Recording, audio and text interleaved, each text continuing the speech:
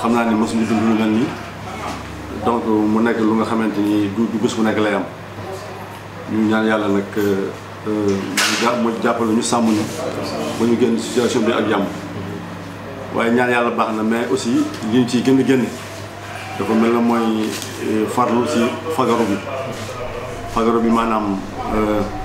li autorité sanitaire yi wax autorité politique yi wax ko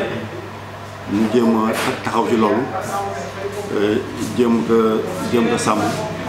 ku nekk jéem sàmmanteeg moom ndax yàlla suturaal mu jël nañu ci situation bi ñu nekk nii parce que nag kuy waxal yàlla xam ni situation bi critique na bu ñu ko waxee du pour tiital nit ñi mais pour ñu xam dëgg fi situation bi toll situation bi fi mu toll mooy coronavirus déparé na Chine dafa la mu ko def ñëpp gis nañu mu déparé ko tasaaroo ci àddina bi yëpp yàlla nag dafa mel na ñun daf ñu beralagum cër ndax bi mu tasaaroo réew yi mu jëkk dal nekk nañu réew yi nga xam ne ñooñu ëpp doole fuuf ñooñu di am ay cas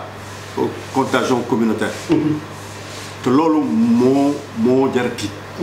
parce que contagion communautaire bi bu amee moo di ni am na ci ay doomu aadama yu nekk ci dëkk bi di circuler ànd ak virus bi te xamuñu ko te ñooñu c'est une bombe loolu danger la bu nga xamante ni daanaka bu explosé yàlla na ci yàlla musal waaw mais nag à part ça quand même am nañ fi benn bés bu am na léegi 3 ou 4 jours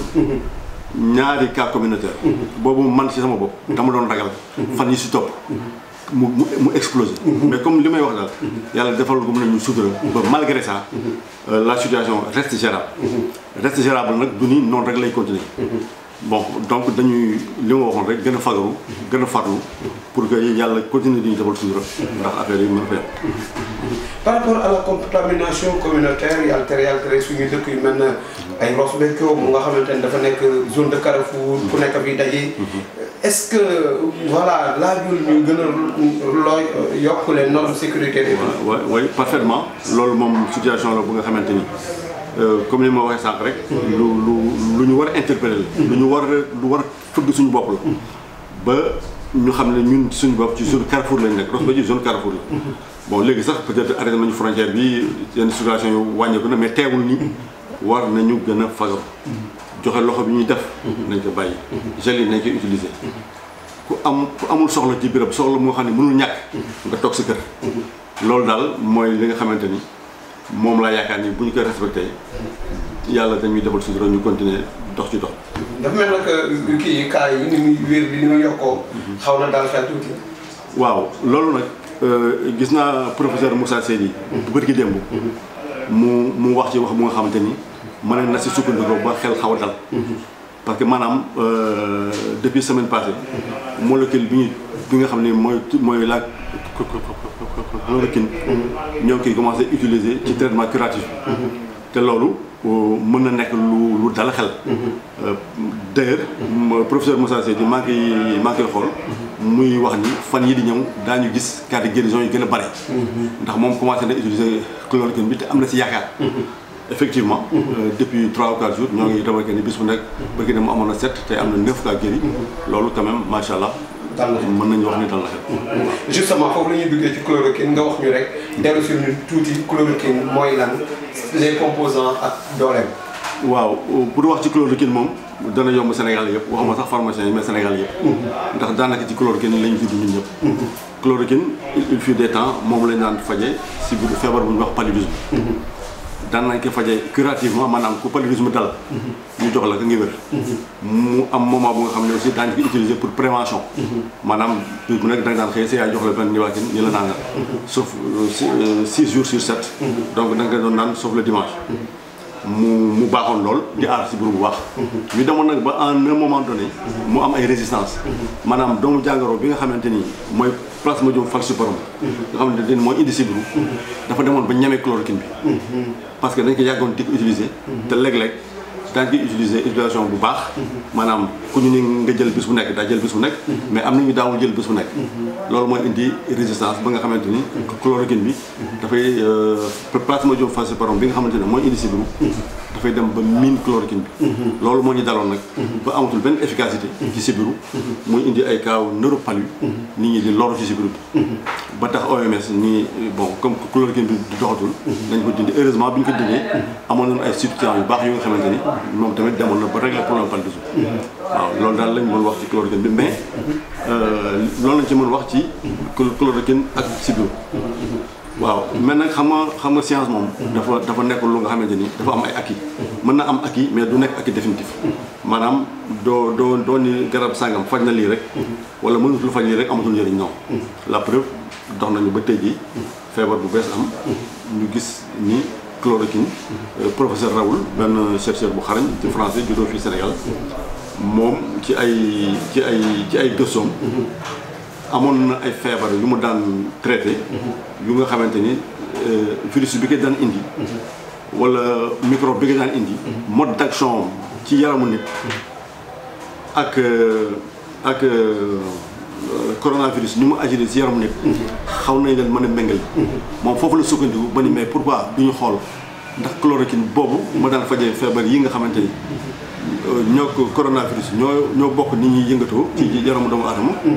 yàlla mën na def sutura loolu moo ko inspiré parce que inspiration rek la mu testé que il a vu que quand même effectivement la ma doon xalaat mën na nekk dëgg noonu la demee de mu appliqué ko ci ay benn échantillon bu ndaw mu gis ni am na résultat bu baax mu gën ko yaatal mu gën a baax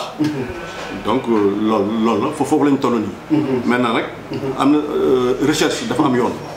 maanaam bu doon temps normal daañu toog maanaam li professeur Raoul wax ñu koy seet di ko seetantal ba mu gën a leer mais kooku day jël temps dina jël ay weer dina jël ay at te fi mu ne nii situation bi laajul la lu ñu kët lu jon moo koy faj bon moo tax chercheurs yu bare praticiens yu bare ay ndawleem wakkirlu daal di jël produit boobu effectivement daal di koy jox seeni malade mais professeur Moussa Seydi wax na ni moom mi ngi utiliser chloroquine te gis na si njëriñ France ñoom nekkatuñu fi sax di lam-lamee ñoo koy utiliser Maroc kazaalika ñoo koy utiliser donc ñun dañuy yaakaar ni léegi coronavirus am na remède bu nga xamante ni bon même bu nekkul lu définitif am nañu yaakaar ni mën na régler problème coronavirus mais nag mën régler loolu tekkiwul ñu yaakaaral ñu bàyyi prévention ba nanga meilleur remède contre coronavirus mooy prévention meilleur remède contre coronavirus mooy prévention parce que pour wax loolu ñun suñu réew yu mel nii respirateur bi nga xamante ni européens yi ñoo koy defar ñoom seen bopp ñoo ngi manqué kon ñun bu ñu ko soxlaatee fan la koy jël te ñun malheureusement on n'est pas capable aujourd'hui de defar respirateur donc encore une fois même bu chloroquine baaxee duñu si sukkandiku rek pour bàyyi prévention bi ça doit être lu gën dañ ci war a continuer pour sàmm suñu bopp. justement mi ngi ñëw ci wàllu moyen curatif mais est-ce que mën nañ ko utiliser comme moyen préventif. non pour le moment li chercheurs yi wax ñi nga xamante ni ñoo déjà ñoo jot a am tuuti pratique ci chloroquine bi par rapport ak coronavirus nee nañu kenn du ko utiliser pour prévention d'ailleurs kenn du ko utiliser sax pour cas yëpp pour cas ñi am corona ñëpp non dana am ñu ko soxla am ñu ko soxlawul ñoom parce que bon pour le moment il n'est pas question que nit am coronavirus toog këram ni damay faj loolu kenn du ko def coronavirus ku ko am jox nañu numéro vert bu nga xamante ni ci ngay woote ñi nga xamante ni ñoo nekk ci comité bi yu yebal ñu la jël si yóbbu la fa ñu koy traité ñu traité mais bu kenn toog këram ni chloroquine am na dama koy naan pour faju coronavirus ça ne se fait pas voilà donc nag bu ñu yóbboo malade te fa ñu koy faje ñoom praticiens yi daañu ràññee bu baax malade yi nga xamante ne soxla nañu chloroquine ak malade yi nga xam ne soxlawuñu chloroquine ñi ko soxla ñu jox leen ko ñi ko soxlawuñu ko kenn la ko jox voilà loolu daal pour le moment mooy situation. Au-delà de coronavirus bi la chloroquine mën nañ ko utiliser pour d'autres maladies ba léegi. non la chloroquine effectivement bi mu amee ay résultats ci paludisme pratiquement dañ ko abandonné woon. Mais après d'autres chercheurs ont trouvé que am na njëriñ ci yeneen affection comme polyarthrite rhumatoïde ak yeneen maladies sanguines yu nga xamante ni moom lañ ko daan traité. Et puis sax là y a un problème aussi parce que bon même fii dana am quelques boîtes de Plaquenil ñu ngi jaay ñenn maladies mais depuis quelques jours on ne peut plus trouver de la chloroquine dans les pharmacies. Et ça c'est dangereux parce que am na maladies yu nga xamante ni moom lañ daan utiliser ci yeneen maladies yu nga xam ne du paludisme du coronavirus. Bon donc loolu aussi problème la nit ñi dal bàyyi man dama jël ay appel toujours ñu ma am nga chloroquine am chloroquine je dis amoo chloroquine parce que chloroquine tey jii la fi desoon na néew sax dañu ko récupérer partout pour bàyyi ak praticiens yi nga xamante ni ñoom ñooy faj nit ñi waaw donc daal pour wax nit ñi nii dem pharmacie di wuti chloroquine c'est pas la peine sauf ñi nga xamante ni ñoo ko daan utiliser pour yeneen affection yu nga xamante ni du pour coronavirus. Maintenant nag coronavirus ku mu dal effectivement am na fu ñu lay faje du sa kër ngay fajoo comme li ma wax daañu la fi nga xamante ni fi la ñu la war bu ñu lay faj bu dee aajoon na chloroquine yi ñu la ko jox bu dee aajoon na chloroquine ñu jox ko ñeneen ñi nga aajo. kinin waaw kinin nag moo chloroquine dañoo xam niroo tur ba pare bokkoon lu ñuy faj mais mu nekk ñaari garab yu wuute fii ñu jóge buy chloroquine dañ koy synthétiser maanaam laboratoire lañ koy defaree. Laboratoire ñi ko mën a defar par exemple ci quoi amoon na fi Dakar dañu amoon problème bu tëj mais tey dégg naa ñuy wax naan président nee na nañu convoqué waat waa personnel bi pour ñu delloo si leen. Donc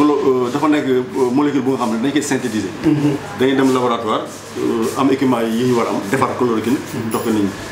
mais comme suñu dëkk suñu xel mën na daal ci nii war nañu mën a defar. waaw loolu warul am problème bu ñu delloo équipement yi fañ nekkoon ñi ko daan defar ñu ngi fi ba tey pharmacien yi.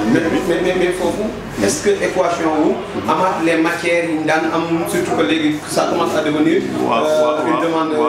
internationale. waaw c'est une demande internationale mais aussi pays européen yëpp xam nañ ni. faj coronavirus maanaam recruter virus sa bopp kese taxul coronavirus jeex ci àdduna. Coronavirus buy jeex du jeex Afrique kese du jeex Europe kese du jeex Asie kese dafa war a jeex fépp mooy tax mu jeex donc ñoom tamit war nañ nekk dans les dispositions bu ñu amee lu mel noonu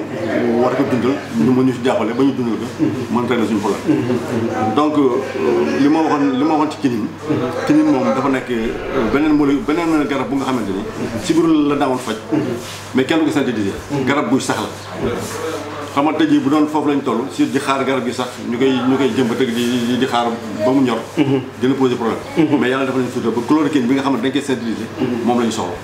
donc sur ce plan là bon je pense que y a moins de problème. Léegi ñu ñëw ci gel alcoolique yi moom pour leen bàyyi leen ñuy defar alcogel donc daal li ma bëgg wax mooy bu nit gis benn gel rek dafa ne gel bu baax la jënd parce que c'est un peu dangereux. Am na ku ma rapporté nii gel yi jigéen ñi di def seen i bopp am na ñu ci yokk alcool di ko jaay te loolu c'est catastrophique parce que su boobaa da ngay jënd dafa ne protégé wu nga fekk defoo dara donc loolu aussi maa ngi ñaan ñi ko doon def ñu dawal seen xel tuuti xam ni dundu doomu aadama moo ëpp fukki dërëm wala ñaar fukki dërëm ñu ngi ramassé si gel boo jaay voilà loolu daal la appel boobu laa doon lancé pour nit ñi jéem a xàmmee gel bu baax yi bu ñu koy jënd ñu dem fañ ko war a jëndee ba jënd gel bu nga xamante ne du leen lor. Maintenant lan moo différence moo am gel bi nga xamante ne antimicrobien la antivirus la antiviral la et cetera. waaw gel yi en général ñu alcool lañ leen def rek. alcool propriété antiseptique la am. moo di si kaw lay agiré. kenn du ko piquer kenn ci kaw ngay agiré. microbe bu mu fekk en général alcool day rey 90% des microbes et des bactéries. Donc coronavirus. dafa nekk virus bu nga xamante ni sensible na ci alcool donc fu ko alcool bu fekk daf koy rey voilà donc daal donc en général gel yi moom dañuy rey coronavirus ak 90% des bactéries. Docteur ñu ngi jeexal waxtaan bi comité local de lutte contre le coronavirus ci Ross Béthio mi ngi góorgóorlu def tuuti effort ban kàddu nga am ci ñoom. waaw comité local moom wax dëgg yàlla maa ngi leen membre laaj yi maa ngi leen di simili chapeau di masawu di gërëm le médecin chef docteur Sow parce que gis naa taxawaay bi mu taxaw di remercier aussi Saliou Ciss président comité de santé doyen Antoine Decky je ne l'oublie pas donc ak communicateur traditionnel yi maa ngi leen di gis bis bu nekk ñu sillonné dëkk bi di joxe seen contribution wàllu digital aussi vous n'êtes pas en reste vraiment je vous remercie beaucoup gis naa ni yéen ngi ci terrain bi te yéen a ngi doxal donc ensemble daal nañ ñëpp jàpp ku nekk jàpp fa mu war a jàpp yàlla defal ñu sutura waaw nit ñi moom li ma daan wax rek wax naa ko ba tey mesures yi autorité médicale yi mooy nañu moytu dajaloo yu bëri parce que foo amul soxla dem fa bu la fa corona fekkee su passé daal ni pourtant su ma demuloon feeree du ma dal mais loolu léegi nga koy xam toog baax na fu nga xamante ni amoo fa soxla bu nga xam ne mënul ñàkk nga toog sa kër boo toogee sa kër nag utiliser gel utiliser savon ak raxasu bu baax bu ko defee yàlla mën na def balaa am une semaine ou deux ñuy commencé wax naan affaire baa ngi wàcc wala ñu xaw ko fàtte yàlla dafa ñu sutura. macha allah merci beaucoup. jërëjëf docteur.